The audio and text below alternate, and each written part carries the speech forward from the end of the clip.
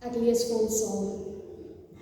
Aangesien julle hom as Vader aanroep, wat oor elke mens onpartydig volgens sy dade oordeel, lewe dan in eerbied vir hom gedurende die tyd van julle vreemdelingskap in die wêreld.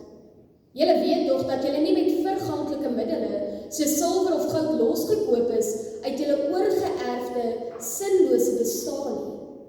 Inteendeel, julle is losgekoop met die kosbare bloed van Christus, die lam wat vlekloos en sonder liggaamsgebrek is. Reeds voor die skepping van die wêreld is hy hiervoor bestem. Maar terwille van julle het hy eers in hierdie eindtyd gekom. Deur hom glo julle in God wat hom uit die dood opgewek en aan hom heerlikheid gegee het. Daarom is julle geloof en hoop op God gerig.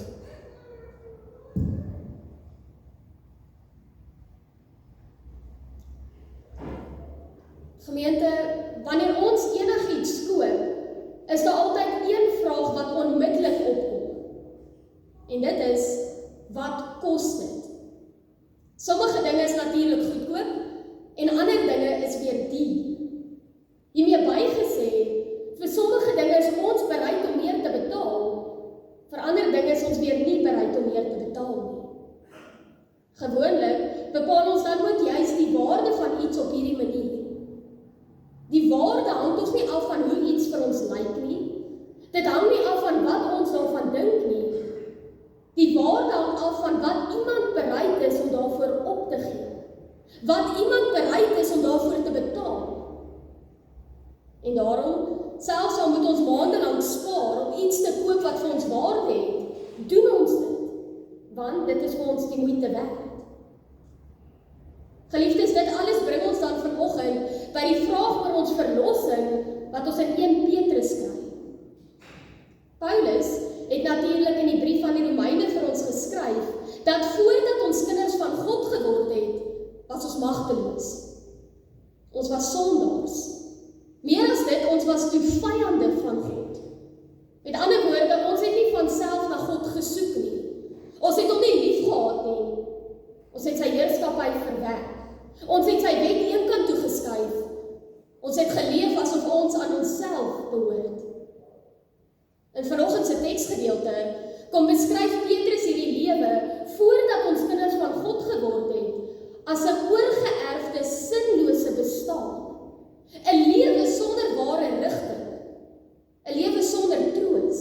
Sonder God as ons anker.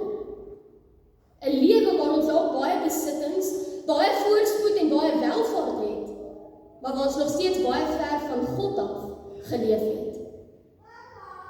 Petrus se punt is daarom baie duidelik. Sonder Christus is selfs die beste mens verlore. Sonder Christus is elkeen van ons afgesny van God. Sonder Christus leef ons onder die mag van die sonde en onder die oordeel van God. Geliefdes, as dit nie vir Christus was nie, dan sou geen een van ons vanoggend aan die nagmaalstafel kon aansit nie.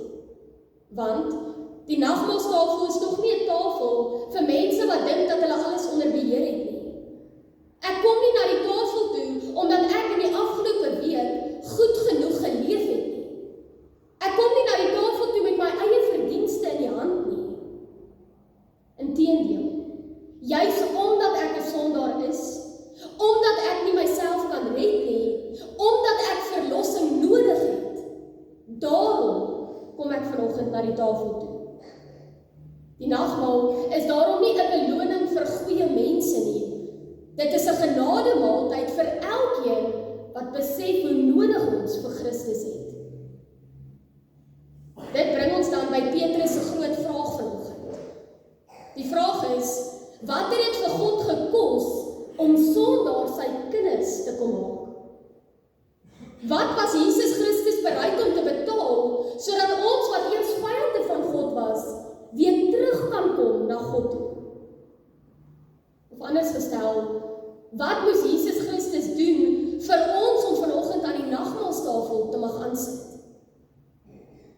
Die antwoord kry ons vanoggend in vers 17 tot 18.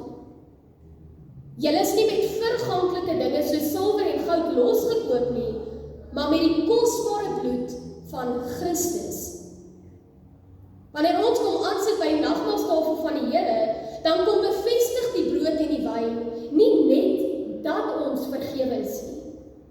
Die brood en die wyn kom herinner ons aan die prys van ons vergifnis. Deur Jesus se bloed wat gevloei het en deur sy liggaam wat gebreek is ons vrygekoop. Geliefdes, dit is wat ons verlossing gekos het. Dit is die prys wat Jesus bereid was om te betaal, sodat ek en jy 'n kind van God kan wees. Sodat ek en jy aan die tafel kan kom aansit. Die brood en die wyn wat ons vanoggend gaan neem, is daarom God se sigbare verklaring en sy uitspraak. Kyk, wat het jou verlossing my gekos? Nie silwer nie goud nie, maar die bloed en die lewe van my enigste seun. Gemeente, wanneer ons iets waardevols wil hê, maak ons gewoonlik die nodige opofferings om hierdie waardevolle item te bekom. Byvoorbeeld, ons spaar. Ons werk harder, ons verkoop dalk iets wat ons reeds het, want ons weet, waardevolle dinge kos iets. Wanneer Petrus egter vanoggend oor ons verlossing kom praat, dan wys hy vir ons iets heeltemal anders uit. Hy kom wys vir ons dat die waarde van ons verlossing nie afhang van wat ons opoffer nie. Die waarde van ons verlossing hang af van die prys wat Christus bereid was om te betaal. Silwer en goud kan dalk baie dinge koop, maar dit kan nie 'n sondaar red nie. Jesus offer aan die kruis, daarom nie net iets op nie, hy offer homself op, sodat ek en jy gered kan word. Aan die kruis word Jesus self die offer. Anders as ons, kom offer Jesus nie net 'n bietjie van sy tyd, 'n bietjie van sy moeite, of 'n bietjie aardse besittings op nie. Hy kom gee homself volkome as die offer. Hierin sien ons dan ook die waarde van die evangelie van die nagmaal. Want die Seun van God het sy lewe neergelê, sodat elkeen wat glo 'n kind van God kan wees. Maar, nog belangriker, Jesus kom maak ons nie kinders van God, net om ons uiteindelik een kant toe te skuif en ons te verwerp nie. Nee, nadat Jesus elkeen van ons kom loskoop het, kom beskerm, kom bewaar en kom draai ons ook deur die Heilige Gees. Jesus laat geen een van ons ooit weer agter nie. Die prys wat Jesus aan die kruis betaal het, is hopeloos te groot om enige van ons ooit te verwerp of om ons ooit prys te gee. Die brood en die wyn van die nagmaalstafel kom verkondig daarom nie goedkoop genade nie.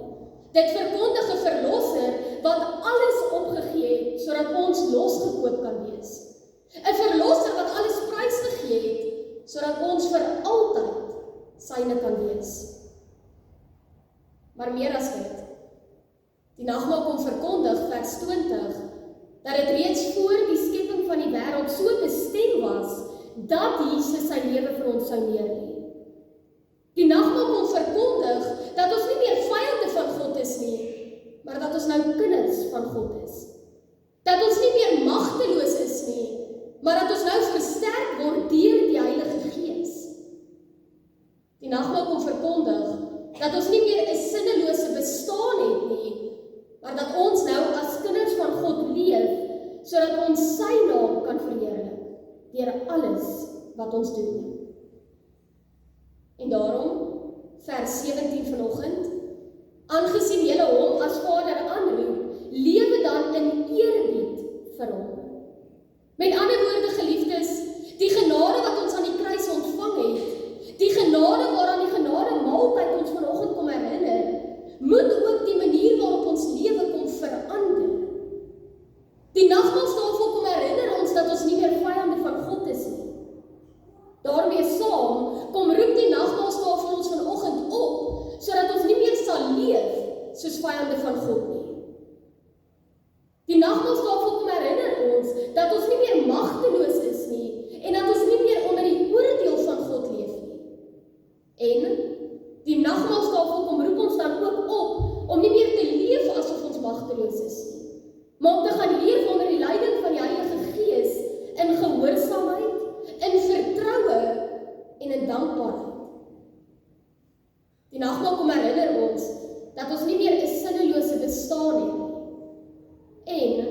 Die nagmaaltafel kom roep ons op om te gaan leef dit tot verheerliking van God se groot naam. Kan jy sien? Die nagmaal kom herinner ons nie net aan wat Christus vir ons kom doen het nie, maar die nagmaal kom roep ons ook op as kinders van God, wat losgekoop is deur die kosbare bloed van Jesus Christus.